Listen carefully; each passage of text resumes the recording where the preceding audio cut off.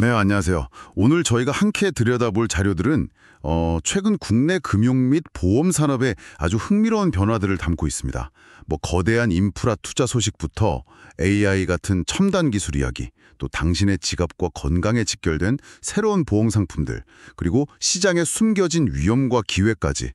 정말 다채로운데요? 네, 맞습니다.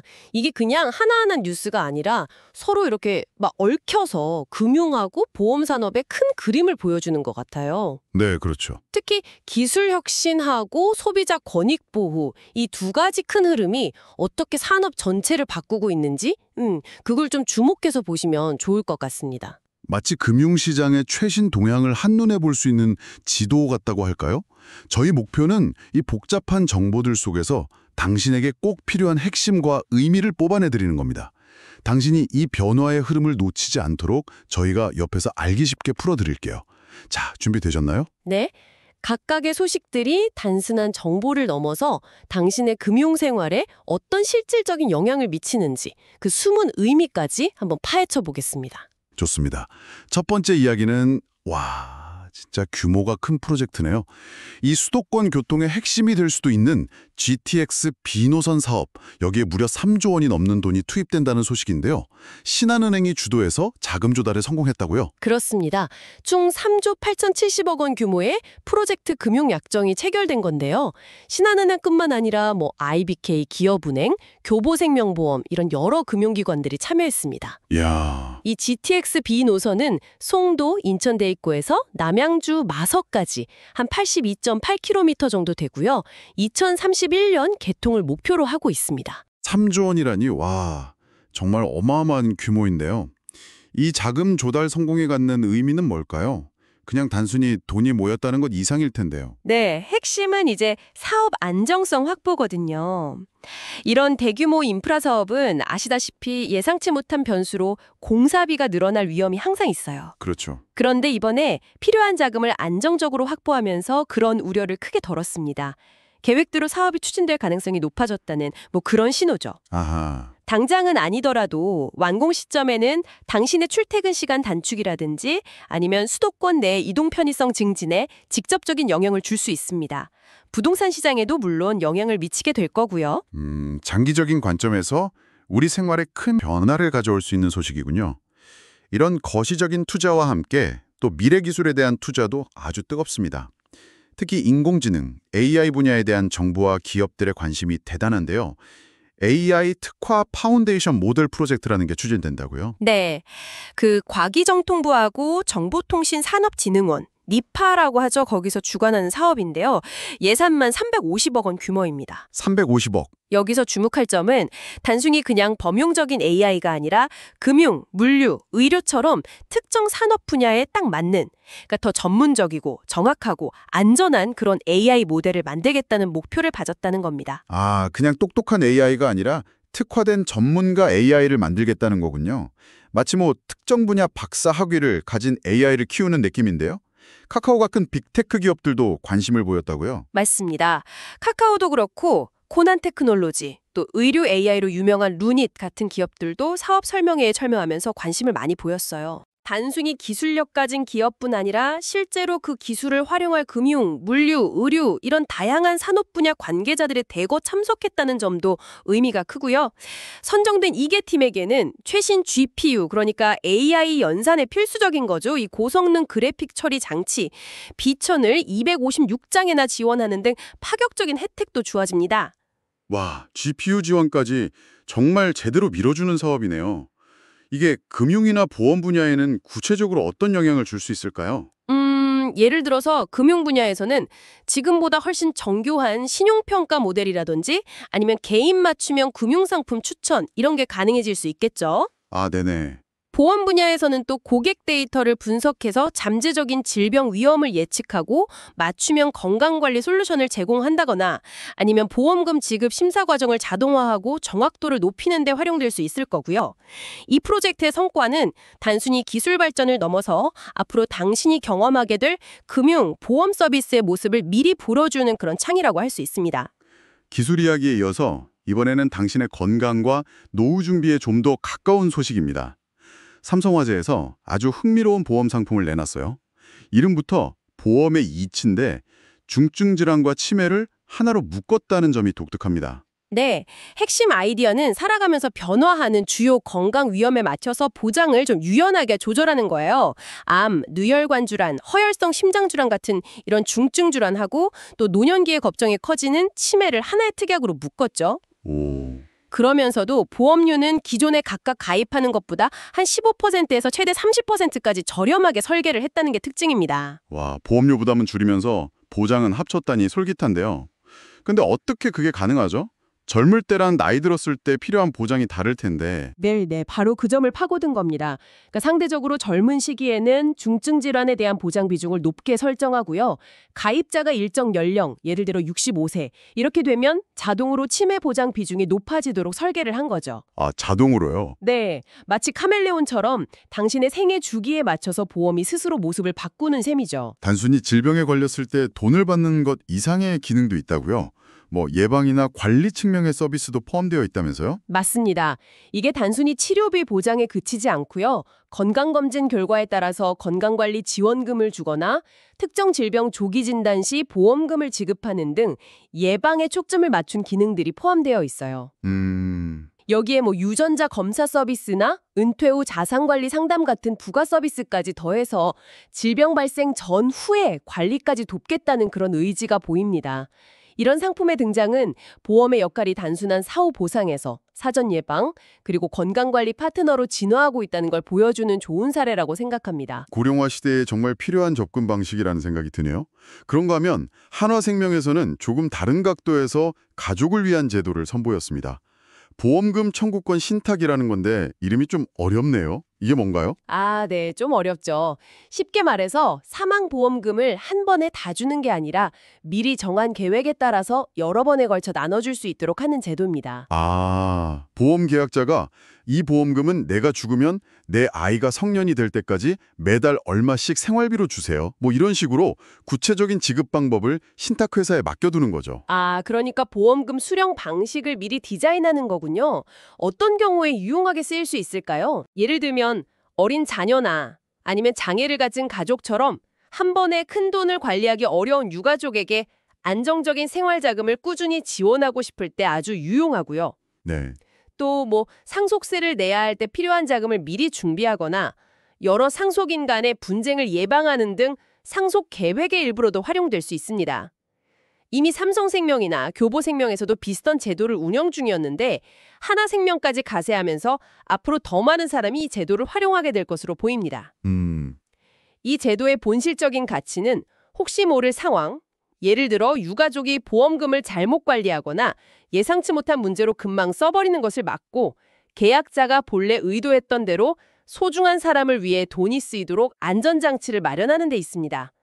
단순히 얼마를 남겨주느냐를 넘어 어떻게 현명하게 쓰이게 할 것인가에 대한 고민을 해결해주는 솔루션이죠. 당신의 자산을 다음 세대에게 안전하고 의미 있게 전달하고 싶을 때 고려해볼 만한 중요한 옵션입니다. 자, 이렇게 새로운 상품과 서비스가 나오는 한편 금융시장의 질서를 잡기 위한 감독 당국의 노력도 계속되고 있습니다. 최근 이찬진 금융감독원장이 외국계 금융회사 CEO들을 만난 자리에서 중요한 메시지를 던졌다고 하는데요. 네, 핵심은 금융소비자 보호는 국적을 불문하고 금융회사가 지켜야 할 최우선 가치다. 이 점을 아주 강력하게 강조한 것입니다. 아, 강력하게요? 네, 상품을 만들 때부터 팔고 난 후 관리까지 모든 단계에서 소비자의 권익을 가장 먼저 생각하고 내부적으로 위험관리 시스템이나 법규 준수 체계를 더 튼튼하게 갖춰달라 이렇게 요청했습니다. 외국계 금융사들에게도 국내사랑 똑같은 수준의 소비자 보호 책임을 요구한 거군요. 어떤 배경이 있을까요? 아무래도 외국계 금융사들이 국내 시장에 세운 상품이나 서비스를 도입하면서 경쟁을 촉진하는 그런 긍정적인 역할도 했지만요. 네. 동시에 일부 상품의 불안전 판매나 소비자 민원 문제도 꾸준히 제기되어 왔거든요. 감독당국 입장에서는 국내 금융시장의 신뢰도를 높이고 안정성을 유지하기 위해서 외국계 회사들에게도 예외 없이 높은 수준의 책임을 요구할 필요가 있다. 이렇게 판단한 것으로 보입니다. 더불어서 한국을 금융 중심지로 키우고 신산업을 육성하는데 외국계 금융사들의 협조를 구하는 메시지도 함께 전달했고요. 결국 이런 감독 강화 움직임은 당신이 금융상품을 선택하고 이용할 때 더 두텁게 보호받을 수 있는 환경을 만드는 데 기여하겠네요. 하지만 시점에는 여전히 불안 요소가 남아있는 것 같습니다. 일부 보험사들의 재정 건전성에 빨간불이 켜졌다는 분석이 나왔어요. 네, 그 나이스 신용평가 보고서에서 지적한 내용인데요. 푸본현대생명, KDB생명, 그리고 IM라이프, 옛날 MG손해보험이죠. 그리고 롯데손해보험, 이 네 곳을 자본관리 위험군으로 분류했습니다. 네 곳이나요? 네, 핵심적인 문제는 이 회사들의 지급여력 비율, 즉 KICS 비율이 감독 당국이 요구하는 기준에 미달하거나 또는 제도 변경에 따른 유예 조치, 이걸 경과 조치라고 하는데 그걸 제외하면 매우 낮은 수준이라는 점입니다. 지급 여력 비율 KICS. 이게 정확히 뭔가요? 왜 이게 낮은 게 문제가 되는 거죠? 네. 지급 여력 비율 KICS라는데 쉽게 말하면 보험회사가 예상치 못한 큰 손실, 예를 들어 대규모 재해나 급격한 금리 변동 같은 거요.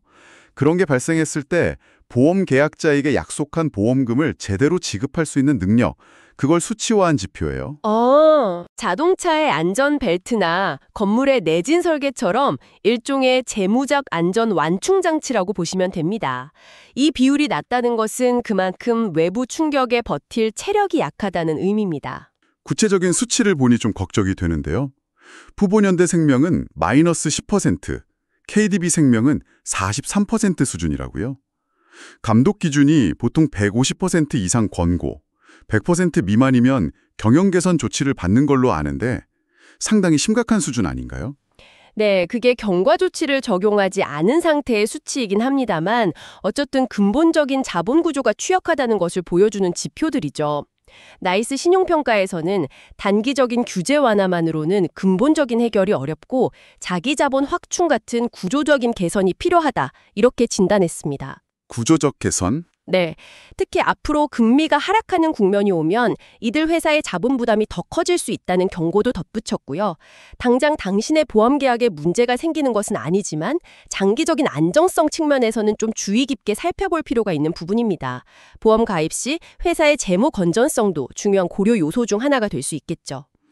보험사의 건전성 문제와 더불어 보험을 판매하는 방식 자체도 크게 변하고 있습니다.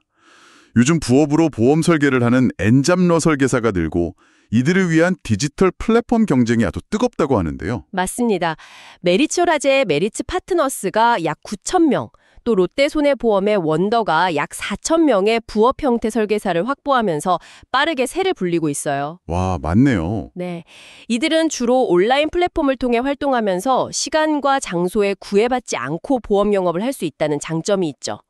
최근에는 여러 보험사의 상품을 AI가 비교 분석하고 추천해주는 인톡 파트너스 같은 독립적인 플랫폼까지 등장하면서 경쟁이 더욱 치열해지는 양상입니다. 소비자들이 보험에 접근하기 쉬워지고 다양한 상품을 한눈에 비교할 수 있다는 점은 분명 편리해진 것 같아요. 하지만 걱정되는 부분도 있지 않을까요? 부업으로 하는 분들이 많아지면 전문성이 떨어진다거나 판매 과정에서 문제가 생길 수도 있을 것 같은데요. 정확한 지적입니다. 편리함의 이면에는 분명히 우려되는 지점들이 있습니다. 첫째는 자기계약 유인이에요. 플랫폼 가입 조건이나 수수료 혜택을 받으려고 본인이나 가족 명의의 계약을 불필요하게 만드는 경우가 생길 수 있다는 거죠. 둘째는 불안전 판매 위험입니다. 부업 형태의 설계사들이 충분한 교육 없이 단기 실적에만 집중하다 보면 상품의 중요한 내용을 제대로 설명하지 않거나 불리한 정보를 누락할 가능성이 있습니다. 셋째는 또 감독 당국의 규제 가능성인데요. 이런 플랫폼 기반 판매 방식이 확산되면서 소비자 피해가 늘어난다면 감독 당국이 새로운 규제책을 내놓을 수도 있습니다. 그렇군요. 플랫폼이 편리하긴 하지만 이용할 때는 좀 더 꼼꼼히 따져봐야겠네요. 추천하는 상품이 정말 나에게 맞는 건지 설명은 충분히 들었는지 확인하는 자세가 필요하겠습니다. 그런데 이런 플랫폼 경쟁이 과열되면서 불법적인 일까지 벌어지고 있다고요? 고객 정보를 얻으려고 유명 회사 이름을 도용하는 사례까지 있다니 이건 좀 심각한데요. 네. 일부 텔레마케팅, TM 업체들이 마치 업계에서 규모가 아주 큰 법인보험 대리점, 소위 초대형 GA 소속인 것처럼 속여서 고객의 마케팅 정보 활용 동의, 이걸 퍼미션이라고 하죠. 그걸 얻어내는 행태가 문제가 되고 있습니다. 퍼미션 팁이요? 네, 이렇게 불법적으로 수집한 고객 정보를 퍼미션 DB라고 부르면서 이걸 다른 보험 설계사나 업체에 팔거나 자체 영업에 활용하는 거죠. GA는 제너럴 에이전시의 약자로 여러 보험사 상품을 파는 대리점을 말합니다. 소비자는 유명 회사인 줄 알고 개인정보 제공에 동의했는데 알고 보니 전혀 상관없는 곳에서 연락이 오거나 원치 않는 상품 가입 권유를 받게 되는 거군요. 바로 그렇습니다. 피해를 본 소비자는 당연히 이름이 도용된 해당 GA의 민원을 제기하게 되고요. 정작 그 GA는 우리는 전혀 관련 없는 일이다 이렇게 해명하느라 골머리를 앓고 이미지에도 큰 타격을 입게 됩니다. 아이고. 이건 명백히 금융소비자보호법, 금소법하고 개인정보보호법을 위반하는 불법 행위입니다. 적발될 경우 형사처벌까지 받을 수 있는 사안이고요. 정말 조심해야겠네요. 어느 회사 소속 누구입니다라는 말만 믿을 게 아니라 조금이라도 의심스러우면 해당 회사의 공식적인 경로를 통해 확인해 보거나 금융감독원에 문의하는 것이 안전하겠습니다. 내 정보가 어떻게 쓰이는지 항상 관심을 가져야 할 필요성을 느끼네요. 맞습니다. 단기적인 성과에 눈이 멀어서 이런 불법 DB를 활용하는 것은 결국 법적인 책임은 물론이고 기업 전체의 신뢰도를 무너뜨리는 아주 위험한 행동이라는 점을 업계 스스로도 명심해야 합니다. 이런 혼란스러운 상황 속에서도 좀 다른 방식으로 접근해서 성공을 거두는 곳도 있습니다. 토스 인쇼런스 이야기인데요. 모 회사인 토스의 성공 방정식을 보험 시장에 적용했다는 평가를 받더라고요. 네, 토스 인슈런스의 핵심 전략은 무료입니다. 기존의 대형 GA들은 보통 소속 설계사들에게 사무실 이용료, 교육비, 고객 DB 구매 비용 등등 다양한 명목으로 비용을 부담시키는 경우가 많았거든요. 네, 그렇죠. 하지만 토스 인슈어런스는 설계사 교육부터 고객 매칭, 영업에 필요한 DB 제공까지 상당 부분을 무료로 지원하면서 이런 관행을 깬 겁니다. 와, 설계사 입장에서는 초기 투자 비용 없이 활동할 수 있으니 굉장히 매력적이겠는데요. 그 결과는 어땠나요? 결과는 성공적이었습니다. 빠르게 설계사 수를 늘리면서 성장했고요. 2024년에는 36억 원의 순이익을 기록하면서 흑자 전환에 성공했습니다. 흑자 전환까지요? 네, 이게 단순히 설계사들의 비용 부담을 덜어준 것을 넘어서 좀 불투명하게 거래되던 고객 DB 시장의 관행을 개선하고 기술 플랫폼을 기반으로 보험 판매 과정의 효율성을 높이는 등 GA 시장 전반에 긍정적인 자극을 주었다는 평가를 받습니다. 토스 특유의 소비자 중심 사고와 디지털 혁신 DNA가 보험업계에도 성공적으로 이식될 수 있음을 보여준 사례라고 할 수 있죠.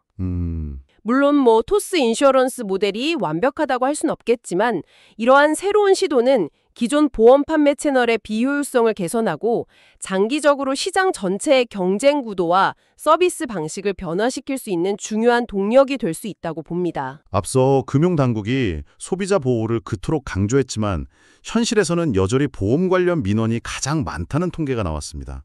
좀처럼 해결되지 않는 문제 같은데요. 네, 안타깝게도 그렇습니다. 2024년 전체 금융민원이 약 11만 6천 건이었는데 그중에서 보험업권 민원이 45.9%를 차지해서 여전히 압도적인 1위를 기록했습니다. 절반 가까이 되네요. 네. 건수 자체는 전년 대비 조금 줄긴 했는데 전체 금융민원에서 차지하는 비중은 오히려 늘어났습니다. 구체적으로 어떤 종류의 민원이 많은 건가요? 소비자들이 주로 어떤 점에서 불만을 느끼는 걸까요? 유형별로 보면 손해보험 쪽은 자동차 보험이나 실손의료보험 관련 분쟁이 많습니다. 보험금 지급 액수나 범위에 대한 다툼이 대표적이고요. 생명보험 쪽에서는 종신보험을 저축성 상품으로 잘못 알고 가입했다가 해지 시 환급금이 적어서 발생하는 불만이나 보험 설계서의 불안전 판매, 또 부당한 보험금 지급 거절, 이런 것들이 주요 민원 사유로 꼽힙니다. 민원 건수는 줄었는데 해결되지 않은 분쟁이 소송으로 가는 경우는 늘고 있다는 분석도 있던데요. 이건 왜 그런 걸까요? 아무래도 민원 단계에서 합의점을 찾지 못하는 경우가 많아졌다는 의미로 해석될 수 있습니다. 보험 상품 구조가 점점 더 복잡해지고 보험사랑 소비자 간의 정보 비대칭성도 여전히 크기 때문이죠. 아, 여기에 보험금 청구 절차가 까다롭거나 보험사의 내부 통제가 미흡한 부분도 원인으로 작용하고요. 결국 민원으로 해결되지 않으니까 법정까지 가게 되는 겁니다. 앞으로 금융소비자 보호 전담기구인 금융소비자보호원이 설립되면 분쟁 조정 기능이 강화될 거라는 기대도 있지만 동시에 업계의 비용 부담 증가를 우려하는 목소리도 나오고 있습니다. 근본적으로 이 문제를 해결하려면 상품 설계 단계부터 소비자가 이해하기 쉽게 만들고 판매 과정에서의 설명 의무를 강화하고 또 보험금 지급 심사의 투명성과 공정성을 높이는 노력이 필요합니다. 강신 입장에서는 보험 가입 시 약관 내용을 꼼꼼히 확인하고 이해가 안 되는 부분은 반드시 설계사에게 설명을 요구하고 가능하다면 그 내용을 기록으로 남겨두는 등 적극적인 자세를 취하는 것이 중요합니다. 이런 소비자들의 어려움을 기술의 힘으로 해결하려는 시도도 눈에 띕니다. 숨은 보험금을 찾아준다는 서비스가 대표적인데요. 그린리본이라는 인셔테크 기업의 라이프 캐치 플랫폼이 주목받고 있더라고요. 네, 숨은 보험금이라는 게 보험에 가입해놓고도 청구 사실을 잊었거나 아니면 절차가 너무 복잡해서 청구를 포기한 경우에 발생하거든요. 아, 그렇죠. 소비자가 당연히 받아야 할 돈인데도 놓치고 있는 거죠. 라이프 캐치 같은 플랫폼은 바로 이 지점을 파고듭니다. 가입자가 동의하면 흩어져 있는 보험 가입 내역을 분석해서 혹시 놓친 보험금은 없는지 찾아주고 필요하면 청구까지 대행해주는 서비스를 제공하는 겁니다. 와, 정말 편리하겠는데요. 가입자가 벌써 240만 명이나 되고 실제 보험금 청구를 도와준 건수도 41만 건이 넘는다니 생각보다 많은 사람들이 이런 문제로 어려움을 겪고 있었나 봅니다. 그렇습니다. 정보 부족이나 절차의 복잡성 때문에 소비자들이 권리를 제대로 행사하지 못하는 대표적인 사례가 바로 숨은 보험금 문제죠. 그린리본은 AI 기술을 기반으로 이런 정보 비대칭 등을 해소하고 소비자의 권리를 찾아주는 데 기여하고 있습니다. 네. 더 나아가서 단순히 보험금 찾기에 그치지 않고 보험사의 지급심사 업무를 자동화하는 SaaS, 그러니까 서비스용 소프트웨어를 개발해서 제공하거나 토스 같은 외부 플랫폼과 제휴해서 서비스를 확장하는 등 기술 기업으로서의 면모를 보여주고 있습니다. 심지어 보험 데이터를 활용해서 헬스케어 분야로 사업을 확장하고 있다고요? 그린스카우트라는 임상시험 대상자 모집 솔루션까지 개발했다니 정말 흥미로운데요? 네, 그 축적된 고객의 실손보험 데이터나 진료 기록 등을 물론 고객 동의 하에 분석해서요. 특정 질병에 대한 신약 개발 임상시험에 적합한 대상자를 효율적으로 찾아 연결해주는 서비스입니다. 오, 이는 보험 데이터를 활용해서 헬스케어 서비스의 발전에 기여할 수 있다는 가능성을 보여주는 동시에 보험과 건강관리 서비스가 어떻게 융합될 수 있는지 보여주는 좋은 사례라고 할 수 있습니다. 당신도 혹시 잊고 있던 보험금이 없는지 이런 서비스를 통해 한 번쯤 확인해 보는 것도 좋겠습니다. 오늘 정말 많은 이야기를 나눴네요. 대규모 투자부터 첨단 기술, 새로운 상품, 시장의 위험과 기회, 그리고 소비자 문제까지 금융 및 보험 산업이 정말 빠르게 변화하고 있다는 것을 실감할 수 있었습니다. 네, 정말 혁신적인 시도들이 계속되는 동시에 그 과정에서 발생하는 위험을 관리하고 또 소비자를 보호하려는 노력도 함께 이루어지고 있는 그야말로 역동적인 시기입니다. 네. 특히 AI와 빅데이터 활용이 늘면서 편리함이 커지는 만큼 개인정보 보호나 알고리즘의 공정성 같은 새로운 숙제들도 함께 떠오르고 있죠. 맞습니다. 보험 판매 방식이 다양해지고 상품 구조가 복잡해질수록 결국 최종 선택을 하는 소비자 스스로가 정보를 꼼꼼히 확인하고 현명하게 판단하는 능력, 이게 더욱 중요해질 것 같습니다. 오늘 저희가 나눈 이야기들이 당신의 금융생활에 조금이나마 도움이 되었기를 바랍니다. 마지막으로 이런 질문을 던져보면 어떨까요? 기술이 발전할수록 금융상품은 더 편리해지기도 하지만 동시에 더 이해하기 어려워질 수도 있습니다. 미래의 우리는 단순히 정보를 많이 아는 것을 넘어서 과연 어떤 질문을 던질 수 있어야 나에게 진짜 필요한 금융결정을 내릴 수 있을까요? 아, 질문이요? 네, 어쩌면 정답을 찾는 능력보다 올바른 질문을 던지는 능력이 더 중요해질지도 모르겠습니다. 한번 생각해 보시면 좋겠습니다. 오늘 저희가 준비한 깊이 있는 이야기는 여기까지입니다. 다음에 더 유익하고 흥미로운 정보로 다시 찾아뵙겠습니다.